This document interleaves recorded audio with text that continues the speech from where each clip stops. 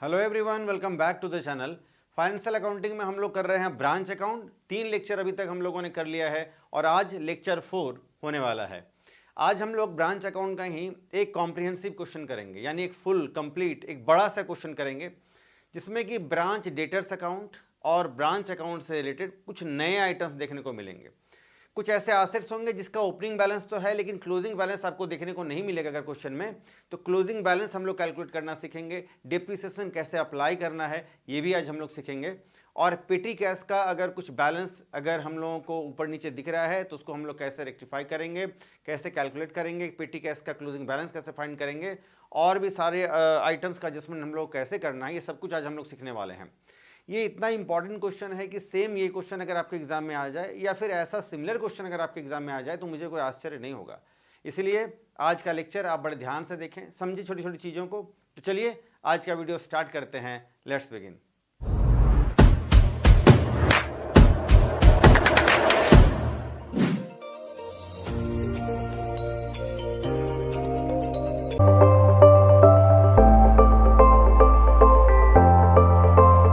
तो चलिए आज का वीडियो स्टार्ट करते हैं। ये रहा आज का question, prepare Satna branch account. हम लोग को सतना ब्रांच अकाउंट बनाना है 2003 के लिए हेड ऑफिस के बुक में। कौन सा आइटम डेबिट में आएगा, कौन सा आइटम क्रेडिट में आएगा, हम लोग डी और सी साथ साथ लिखते चलेंगे और मैं इसके साथ लॉजिक भी दूंगा डेबिट में या क्रेडिट में क्यों आएगा कौन सा आइटम। फिर हम लोग ब्रांच अकाउंट इकट्ठे बना लेंगे। तो स्टॉक का अच्छा, तो ये फर्स्ट जनवरी 2003 जो है, ये इस दिन अगर कोई बैलेंस है तो ओपनिंग बैलेंस होगा, और 31 दिसंबर 2003 को अगर कोई बैलेंस है तो ये क्लोजिंग बैलेंस होगा। ठीक है, इतना तो हम लोग समझ गए। तो स्टॉक का ओपनिंग बैलेंस है, डेटर्स का ओपनिंग बैलेंस है, फर्नीचर, प्रीपेड इंश्योरेंस और पेटी कैश का ओपनिंग बैलेंस है। ये सारे के सारे आसेट्स हैं, है ना, ये सारे के सारे आसेट्स हैं। इन पांचों एसेट्स के लिए हम लोग एक साथ लिख सकते हैं टू बैलेंस बीडी। इनका अमाउंट एक साथ हम लोग लिख लेंगे, इनर कॉलम में टोटल करेंगे और आउटर कॉलम में हम लोग इसका टोटल अमाउंट को डालेंगे। तो ये जाएगा आपका डेबिट साइड में, ये सारे 5 आइटम।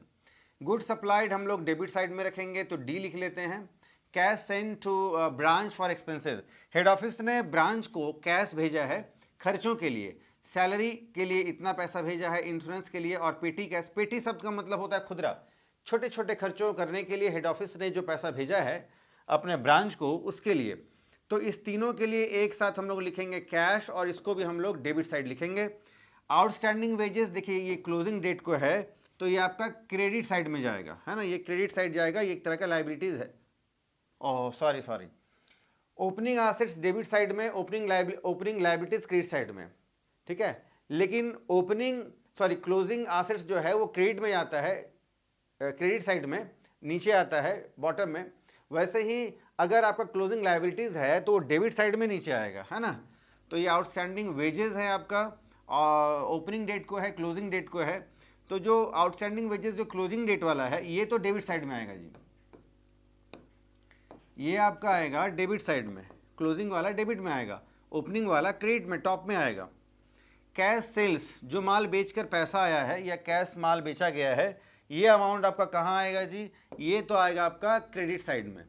डेटर्स में direct payment to head office, debtors ने यानी जिनको उधार में हम लोगों ने माल बेचा था, ब्रांच ने बेचा था मतलब, तो डेटर्स ने डायरेक्ट पैसा भेज दिया है हेड ऑफिस को, तो हेड ऑफिस को तो पैसा आ गया, तो कहाँ लिखेंगे, क्रेडिट साइड में। Debtors made payment to branch, और ये भी क्रेडिट साइड में आएगा, क्योंकि डेटर्स अगर ब्रांच को पेमेंट करेगा तो ब्रांच वो कैश फिर हेड ऑफिस को भेजेगा ही। तो कैश जो भी ब्रांच के थ्रू आए हेड ऑफिस में या फिर डेटर्स के थ्रू आए हेड ऑफिस में, ये दोनों पैसे क्रेडिट साइड में ही आते हैं। Debtors return goods direct to head office, देखिए डेटर्स ने कुछ गुड्स जो है डायरेक्ट जो है हेड ऑफिस को रिटर्न कर दिया, और branch return goods to the head office, तो ब्रांच ने जो गुड्स रिटर्न किया वो भी हेड ऑफिस को आया। डेटर्स ने यानी ब्रांच के डेटर्स ने जो गुड्स रिटर्न किया हेड ऑफिस में वो भी हेड ऑफिस में आया। हेड ऑफिस से जब गुड्स जाता है तो हम लोग डेबिट साइड में लिखते हैं टू गुड्स सप्लाइड, लेकिन हेड ऑफिस में अगर गुड्स वापस आए, चाहे ब्रांच से आए या फिर डायरेक्टली डेटर से आए, क्रेडिट साइड में लिखेंगे बाय गुड्स सप्लाइड। तो इन दोनों अमाउंट को हम लोग टोटल करके इकट्ठे लिख सकते हैं, है ना। और ये कहाँ जाएगा जी, ये क्रेडिट साइड में जाएगा, बाय गुड्स सप्लाइड, ब्रैकेट में हम लोग गुड्स रिटर्न लिख सकते हैं। ये डेटर्स का क्लोजिंग बैलेंस है, एक एसेट्स है, इसका क्लोजिंग बैलेंस है तो क्रेडिट साइड में, स्टॉक का क्लोजिंग बैलेंस है, ये एसेट्स एक तरह का क्लोजिंग बैलेंस है, तो क्रेडिट साइड में। Depreciation on furniture 5%। फर्नीचर ऊपर में हम लोग देखिए, फर्नीचर का वैल्यू है 6000, 5% पर एनम के हिसाब से सालाना हम लोग डेप्रिसिएशन चार्ज करेंगे, यानी 6000 का 5% पूरे साल भर का करेंगे, क्योंकि टाइम कोई मेंशन नहीं है। 6000 का 5%, 300 रुपये डेप्रिसिएशन काटने के बाद फर्नीचर का क्लोजिंग वैल्यू बचेगा 5700। तो बाय बैलेंस सीडी के साथ हम लोग फर्नीचर का वैल्यू 5700 लिखेंगे। फिर है क्रेडिट सेल्स। क्रेडिट सेल्स क्या है? जो हम लोगों ने उधार में माल बेचा है। तो क्रेडिट सेल्स का ब्रांच अकाउंट से कोई लेना देना नहीं है, क्रेडिट सेल्स को हम लोग ब्रांच अकाउंट में नहीं लिखते हैं। हाँ, ब्रांच डेटर्स अकाउंट हम लोग बनाएंगे तो क्रेडिट सेल्स को हम लोग डेबिट साइड में शो करेंगे, ब्रांच अकाउंट में क्रेडिट सेल्स का कोई जगह नहीं है।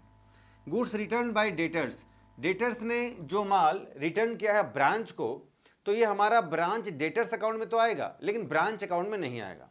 अब आप बोलेंगे कि सर ऊपर में भी एक था गुड्स रिटर्न, ये रहा goods return, debtors return goods direct to head office. यहाँ पर क्या ये क्यों आएगा ब्रांच अकाउंट में, ये वाला क्यों आएगा? क्योंकि यहाँ पर डेटर्स ने डायरेक्ट जो है हेड ऑफिस में रिटर्न कर दिया है। डेटर्स ने जो गुड्स रिटर्न किया वो डायरेक्ट हेड ऑफिस को मिला है, हेड ऑफिस ने एंट्री कर लिया ब्रांच अकाउंट में। लेकिन ये वाला जो रिटर्न है गुड्स रिटर्न बाय डेटर्स, जो गुड्स रिटर्न किया गया है डेटर्स के द्वारा, वो ब्रांच को रिटर्न किया गया है, ना कि हेड ऑफिस को। हेड ऑफिस में ये माल आया ही नहीं है, तो ब्रांच में एंट्री नहीं करेगा हेड ऑफिस, तो ये भी नहीं आएगा। सर कहाँ जाएगा? ये ब्रांच डेटर्स अकाउंट में जाएगा। डिस्काउंट अलाउड टू डेटर्स, ये भी जाएगा आपको कहाँ? ये ब्रांच अकाउंट में नहीं आएगा, ये कहाँ जाएगा? ब्रांच डेटर्स अकाउंट में। ठीक है। पेटी expenses paid by the branch, branch ने जो है पेटी एक्सपेंसेस 400 रुपया यानी खर्च किया है, तो पेटी एक्सपेंसेस को हम लोग को जो है ना लास्ट में कैलकुलेट करना पड़ेगा। स्टार्टिंग में कितना पेटी कैश था ब्रांच के पास, इस साल फ्रेश कितना पैसा पेटी कैश के नाम पर जो है हेड ऑफिस ने भेजा है ब्रांच को, और उस टोटल अमाउंट में से कितना खर्च कर दिया है ब्रांच ने, और जो बचा हुआ पैसा है उसको हम लोग ब्रांच अकाउंट में by balance CD closing assets के साथ में हम लोग लिखेंगे। वो कैलकुलेट हम लोग रास्ते में कर लेंगे। गुड्स 1800 रुपये का है, were destroyed by fire insurance company, sorry were destroyed by fire insurance company admitted for claim for ₹1200 only. हमारे ब्रांच में क्या है ना कि 1800 रुपये का माल जो है वो जल गया, आग लग गया, जल गया, डिस्ट्रॉय हो गया, नष्ट हो गया। इंश्योरेंस वो इंश्योर्ड गुड्स था, तो आपने क्लेम किया तो 1200 रुपया मिला है। तो 1200 रुपया जो मिला है वो ब्रांच अपने पास तो नहीं रखेगा, ये पैसा हेड ऑफिस के पास आना चाहिए। तो ब्रांच अकाउंट के क्रेडिट साइड में जो कैश सेल्स का पैसा है, जो ब्रांच ने पैसा भेजा है हेड ऑफिस को, वो वाला जो पैसा जहाँ दिख रहा है, साथ ही साथ जो डेटर्स ने डायरेक्ट पेमेंट किया है ब्रांच को वो पैसा है, और उसी के साथ हम लोग को इस पैसे को भी साथ में ही रखना है जो पैसा इंश्योरेंस कंपनी से हम लोग को हेड ऑफिस को यानी मिला है। ठीक है, चलो तो हम लोग को and the amount received from the insurance company, branch remitted necessary cash to the head office. Remitted यानी भेज देना, नेसेसरी कैश, तो हेड ब्रांच ने जितने भी जरूरी आवश्यक जो नेसेसरी कैश है वो हेड ऑफिस को उसने भेज दिया है। अब हम लोग बनाएंगे ब्रांच अकाउंट। चलो जी फटाफट से ब्रांच अकाउंट बनाएंगे। आइए,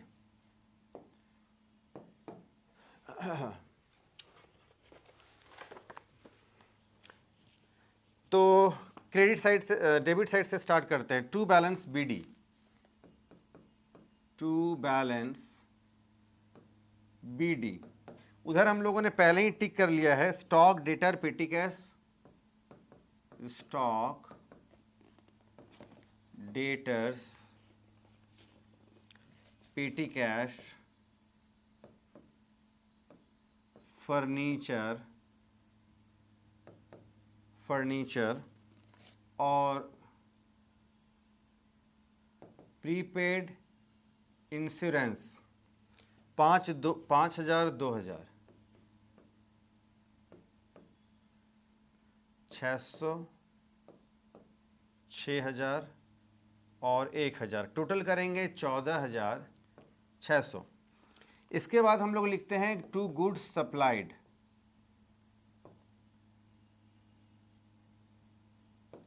गुड सप्लाइड है 75,000। ठीक है, तीन काम तो मस्ट है बिल्कुल। पहला ओपनिंग एसेट सारे को लिख लेना है टू बैलेंस बीडी के साथ। दूसरा काम जो गुड सप्लाई हुआ। तीसरा काम हेड ऑफिस ने जो कैश भेजा है ब्रांच को, तो to cash account.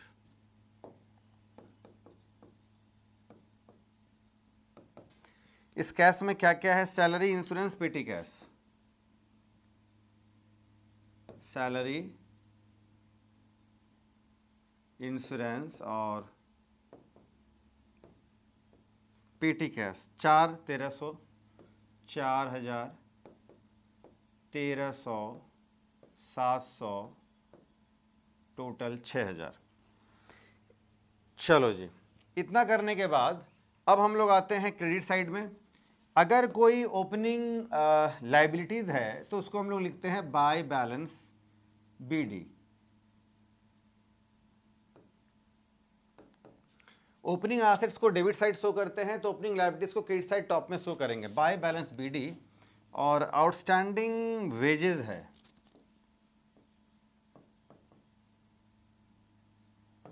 Outstanding wages है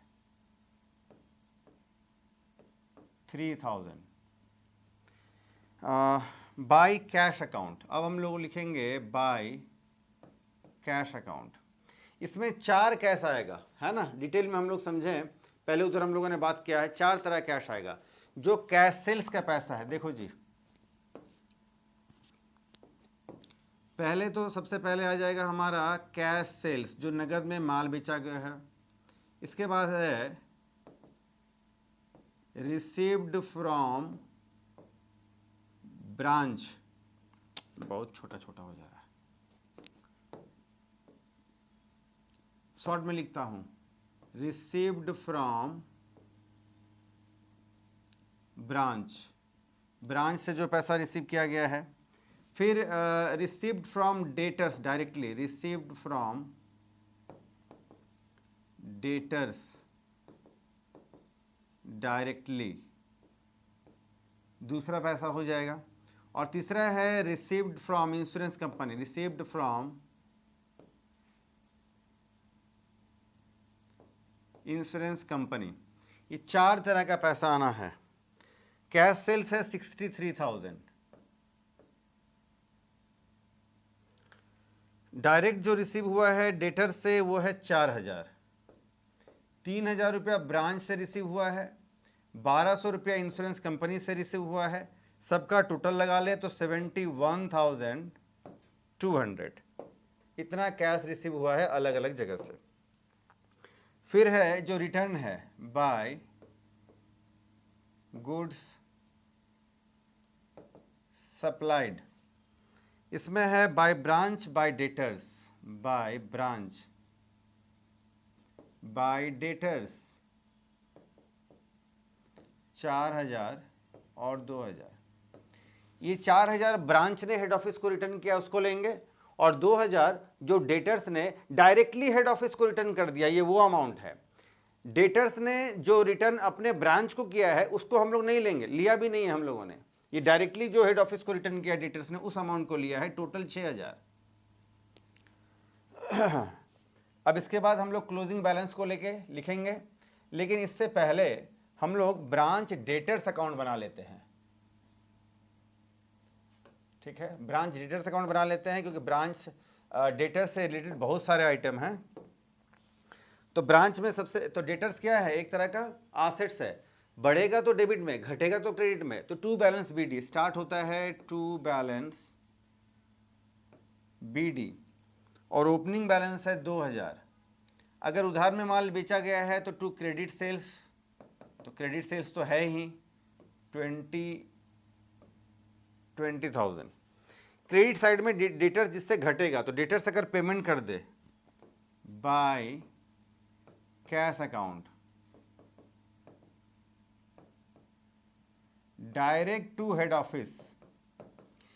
एक ऐसा डेटर्स था जिसने डायरेक्ट पेमेंट कर दिया हेड ऑफिस को, तो डायरेक्ट पेमेंट कर देगा तो भी तो डेटर्स का वैल्यू घट जाएगा, तो 4,000 रुपये का ये वैल्यू है।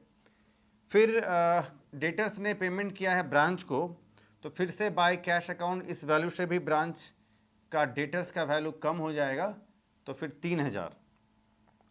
Return to head office by returns by returns to head office. Head office को माल रिटर्न किया गया है 2000 का, और बाय रिटर्न्स, ये रिटर्न्स है टू ब्रांच, जो ब्रांच को रिटर्न किया है डेटर्स ने 3000 का माल। इसके बाद है डिस्काउंट 1000 बाय डिस्काउंट 1000 और by balance CD. Closing debtor भी क्वेश्चन में गिवन है। डेबिट का टोटल 22,000 और क्रेडिट का टोटल भी 22,000।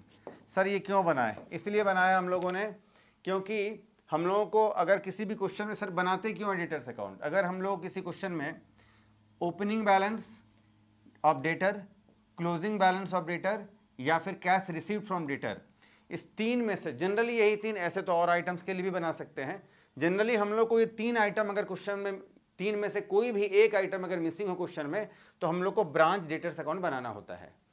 और जो भी एक आइटम इस तीन में से मिसिंग होगा तो बाकी के दो रहेंगे, ओपनिंग क्लोजिंग रहेंगे तो कैश रिसिप्ट वाला आ जाएगा। ओपनिंग क्लोजिंग कैश रिसिप्ट अगर है तो फिर क्रेडिट सेल्स कैलकुलेट हो जाएगा। तो इस तरह से ये कैलकुलेट होता है। तो ब्रांच अकाउंट से ब्रांच डेटर्स यानी डेटर्स अकाउंट से कोई भी इंफॉर्मेशन हम लोग को ब्रांच अकाउंट के लिए नहीं चाहिए, क्योंकि इसका टैली अपने आप, इसका टोटल जो है अपने आप टैली कर गया है। और ओपनिंग क्लोजिंग डेटर्स का जो वैल्यू है वो क्वेश्चन में हम लोग को पहले से ही गिवन है। क्रेडिट सेल भी क्वेश्चन में गिवन है, cash received from debtors, cash received from branch, ये भी हम लोग क्वेश्चन में गिवन है। चलो फिर से हम लोग अब आते हैं वापस ब्रांच अकाउंट में। अब हम लोग क्लोजिंग आइटम्स को लिखेंगे बाय बैलेंस सीडी। अब जो एसेट्स हमारे पास क्लोजिंग बचे हुए हैं, स्टॉक, डेटर, पेटी cash, furniture, stock, debtors,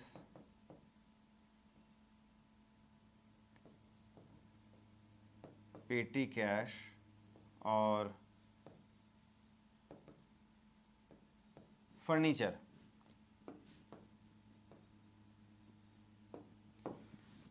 stock और डेटर का क्लोजिंग बैलेंस तो क्वेश्चन में ही गिवन है 3000 और 9000। पेटी कैश का बैलेंस कैसे कैलकुलेट करेंगे सर? देखिए पेटी कैश क्वेश्चन में कहाँ कर लें जी, पेटी कैश चलो यहीं कर लेते हैं। पेटी कैश, पेटी कैश का ओपनिंग बैलेंस जो है क्वेश्चन में, पेटी कैश 600 रुपया, 600 रुपया पेटी कैश क्वेश्चन में ओपनिंग बैलेंस है। और 700 रुपया जो है ड्यूरिंग द ईयर, इस साल के दौरान 700 रुपया हेड ऑफिस ने अपने ब्रांच को फिर से पेटी कैश यानी छोटे छोटे खर्चों करने के लिए फिर से पैसा भेजा है। और लेकिन ये 1300 रुपया आ गया है ब्रांच के पास पेटी कैश के नाम पर, लेकिन इस साल पेटी कैश के नाम पर 400 रुपया ही खर्च हुआ है। तो 13 से 6 7 1300 रुपये में 400 रुपया चला गया, 900 रुपया जो है पेटी कैश के नाम पर अभी भी बचा हुआ है, जो बिजनेस के लिए एसेट्स है, क्लोजिंग एसेट्स। ठीक, चलो अब बात करते हैं फर्नीचर। फर्नीचर 6000 का है, 5% डिप्रिसिएशन 300 रुपया होता है, घटा देंगे, फर्नीचर का क्लोजिंग वैल्यू होगा 5700। इस चार एसेट्स का टोटल हम लोग कर लेंगे 18,600। 18,600 ग्रैंड टोटल हम लोग करेंगे 98,800। ठीक है, आइए डेबिट साइड अब क्या बचा है जी, याद करिए एक आउटस्टैंडिंग वेजेस जो हम लोगों ने यहाँ लिख लिया है ओपनिंग बैलेंस। आउटस्टैंडिंग वेजेस का जो है क्लोजिंग बैलेंस भी है, ये बिजनेस के लिए लायबिलिटी है। क्लोजिंग लायबिलिटी हम लोग कहाँ लिखेंगे, तो ओपनिंग लायबिलिटीज जो है क्रेडिट साइड के टॉप में, तो क्लोजिंग लायबिलिटीज जो है वो डेबिट साइड के बॉटम में आएगा। लिखेंगे टू आप लिख सकते हैं ठीक वैसे ही, टू बैलेंस सीडी,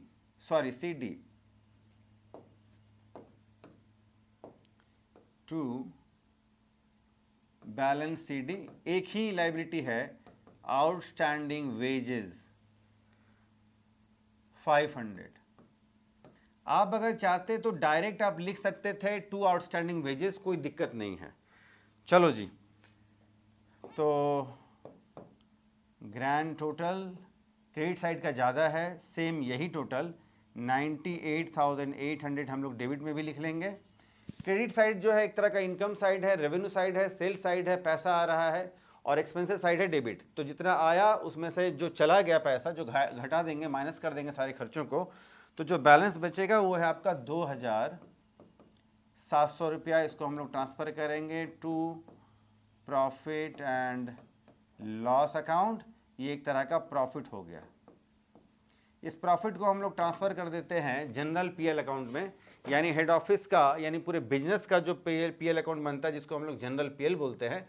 सारे अलग अलग ब्रांचेस का प्रॉफिट को हम लोग जनरल पीएल में ही ट्रांसफ़र करते हैं। तो आप लिख सकते हैं to profit transfer to general PL account, कोई दिक्कत नहीं है। चलो जी, फटाफट से इसका स्क्रीनशॉट ले लो। अब लास्ट में टेलीग्राम चैनल में मैं डाल देता हूँ डेली का नोट्स जो है ये, या अगर पीडीएफ के फॉर्म में कुछ रहता है तो उसको भी मैं डाल देता हूँ। तो टेलीग्राम चैनल अगर आप ज्वाइन कर लेते हैं तो वहाँ आपको नोट्स वगैरह मिल जाएगा आसानी से।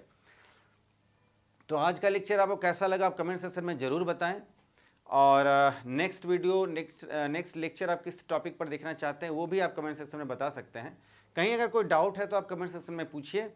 और नेक्स्ट क्लास में जो है हम लोग रॉयल्टी स्टार्ट करने वाले हैं, तो रॉयल्टी भी साथ साथ चलेगा, ब्रांच अकाउंट चल रहा है, एनपीओ चल रहा है, इंस्टॉलमेंट पेमेंट सिस्टम भी चल रहा है। ठीक है, तो आज हम लोग इतना ही करते हैं। वीडियो अगर आपको अच्छा लगा है तो वीडियो को आप लाइक करें, चैनल को सब्सक्राइब करें, और अपने वीडियोज़ जो है हमारे अपने फ्रेंड्स को ज़रूर शेयर करें।